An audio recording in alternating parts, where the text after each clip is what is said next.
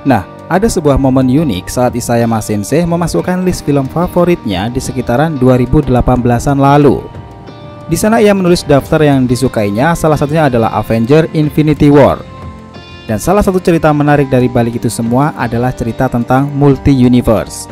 Nah, sekarang ini yang tengah ramai Attack on Titan kemarin juga menggunakan unsur serupa dan membingungkan ini, multiverse dunia paralel. Setelah rambling berhenti dan mulai berguguran satu sama lain, ada satu hal menarik di chapter kemarin adalah tentang ingatan mimpi panjang Mikasa dan rahasia para Ackerman.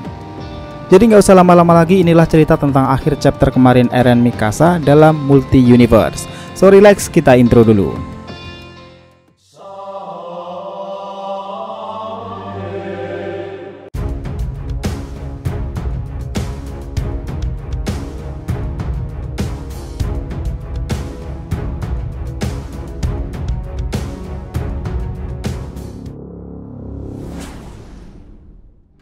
Hai guys, welcome back to DRTV channel. Nah, kali ini kita akan membahas mengenai cerita multiverse dalam dunia Attack on Titan. Oke, multiverse adalah sebuah kelompok hipotesis dari banyaknya alam semesta, di mana alam semesta yang berbeda dalam multiverse disebut juga sebagai alam semesta paralel atau dunia yang lain, dan ini lebih dikenal dengan banyak dunia. Nah, sekarang ini memang lagi rame tentang cerita multiverse, dan ending chapter kemarin, siapa sangka nih, semua ini berakhir dalam sebuah mimpi panjang Mikasa dan memiliki unsur dari dunia paralel. Nah, beberapa saat setelah rambling berhenti, jutaan kolosal Titan itu mulai berguguran dan founding Titan terlihat menguap. Di sana mereka begitu penasaran apakah Eren sudah mati.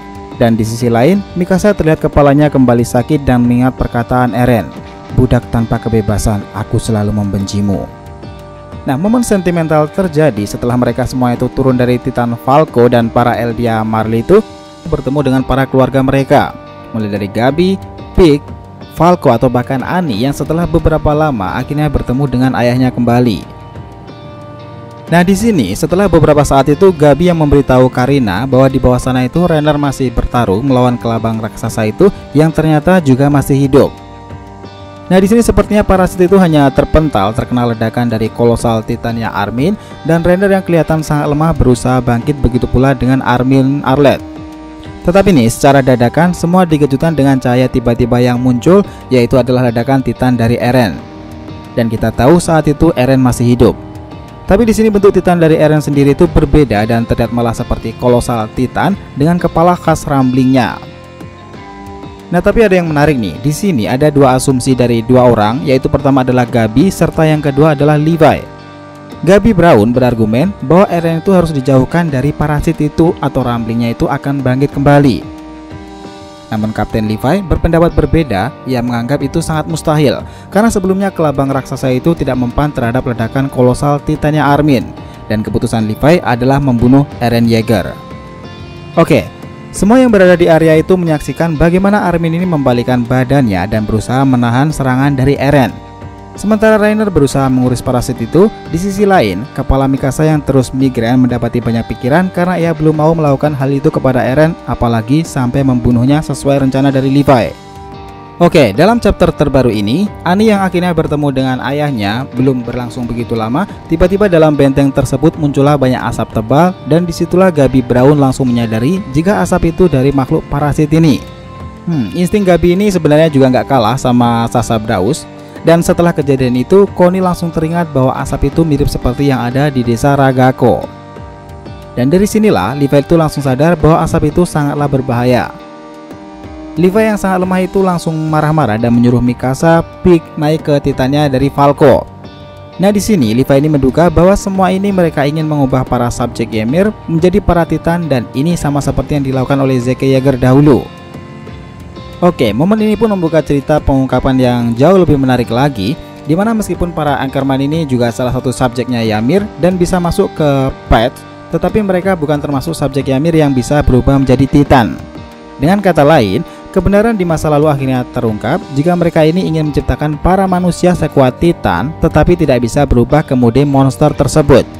Dan kita tahu terciptalah para Ackerman ini. Nah, chapter ini terlihat sekali di mana Levi itu sangat khawatir dan terus membentak-bentak mereka semua, dan beberapa orang seperti Jan atau bahkan Connie yang sudah menghirup asap udara itu pada akhirnya ditinggalkan di bawah sana karena mereka sudah terkontaminasi asap dari parasit tersebut. Jadi siapa yang berubah menjadi Titan?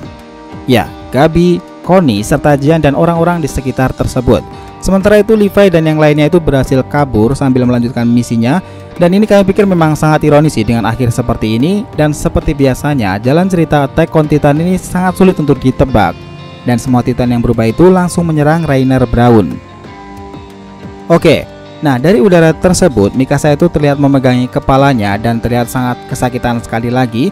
Dan di sini akhirnya masuk ke dalam dunia paralel, di mana Mikasa terlihat lari menggunakan pakaian yang sama saat mereka itu mendatangi Marley. Dan di sini jika Mikasa mengakui perasaannya, maka Eren membawa lari Mikasa dan melupakan Rambling itu. Dan kalau yang kita lihat di sini, Eren serta Mikasa hidup di sebuah pulau dengan satu rumah. Nah, disinilah dalam dunia paralel memiliki perbedaan, di mana Eren dan Mikasa ini memiliki jalan yang berbeda, satu Rambling dan satunya tidak bisa melepaskan diri Eren. Cuman persamaan mereka itu terhubung dan sama-sama tertidur, dan sama-sama dicium oleh Mikasa di akhir cerita itu.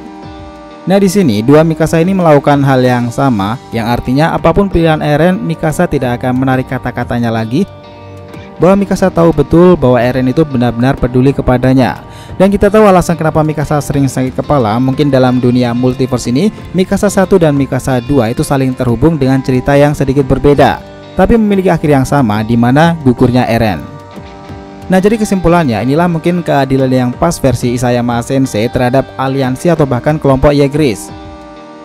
Cerita tentang Attack on Titan ini sangat sulit untuk ditebak, bahkan mau karakter villain atau bahkan hero sekalipun, atau bahkan yang disukai oleh mereka bisa saja terkena masalah, atau yang kita lihat saat ini, mereka semua berubah menjadi para Titan-Titan itu. Sampai jumpa Eren. Nah, siapa sangka nih, cerita tentang Attack on Titan ini related antara mimpi dari kisah pembuka dahulu, sampai sekarang mimpi panjang itu terulang lagi kepada Mikasa.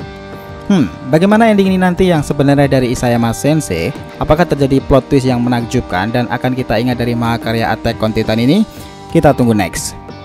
So guys, itulah tadi pembahasan kita mengenai cerita multiverse dari dunia Attack on Titan. Jangan lupa kasih saran di kolom komentar dan subscribe channel ini. Semoga ceritanya itu memberikan informasi dalam tiap pembahasan animenya. Thank you telah menonton konten DRTV and will be come back.